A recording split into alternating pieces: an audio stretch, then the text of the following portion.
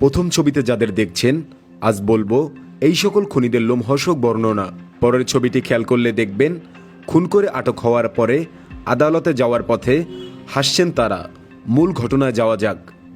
বরিশালের মুলদী উপজেলার কাজিরহাটের চর কমিশনার এলাকায় প্রকাশ্যে কুপিয়ে হত্যা করা হয়েছিল বিশিষ্ট সমাজসেবক বৃদ্ধ আব্দুর রব হাওলাদারকে। দিনের বেলায় প্রকাশ্যে সেই হত্যাকাণ্ডটি কেঁপে উঠেছিল সকলের অন্তর। শুধু আব্দুর রব হাওলাদার নয়, একই স্থানে মনির হাওলাদার নামের এক যুবককে চোখ উপড়ে ফেলে গলা কেটে হত্যা করে সেই স্থানে বসে পিকনিক করেন সকল হত্যাকারীরা মিলে।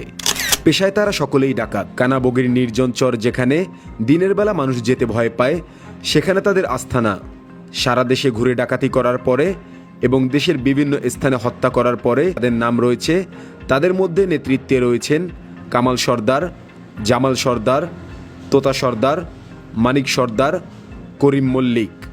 তারা সকলেই মুলদী উপজেলা আওয়ামী লীগের সাধারণ সম্পাদক তারেকুল ইসলাম খান মিঠুর অনুসারী।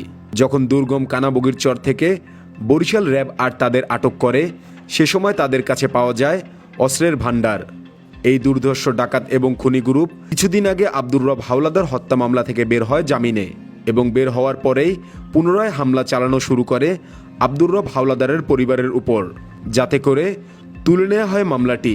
কিন্তু আব্দুর রব হাওলাদারের ছেলেরা বাবার খুনের মামলা তুলতে রাজি না হলে উল্টো তাদের হয়রানি করা হচ্ছে একাধিক বানোয়াট মামলা দিয়ে। যদি আইনের ব্যবস্থা এমনই হয় যে নিজের বাবার হত্যাকারীদের বিচার চাওয়া অপরাধ হয় এবং তাদের হতে হয় নির্যাতনের শিকার, তাহলে কোথায় গিয়ে মানুষ পাবে নিরাপত্তা? এই সকল ডাকাত দল এবং খুনিদের কাছ থেকে রেহাই পেতে আব্দুর রব হাওলাদারের পরিবার সহায়তা কামনা করেছেন প্রশাসনের কাছে।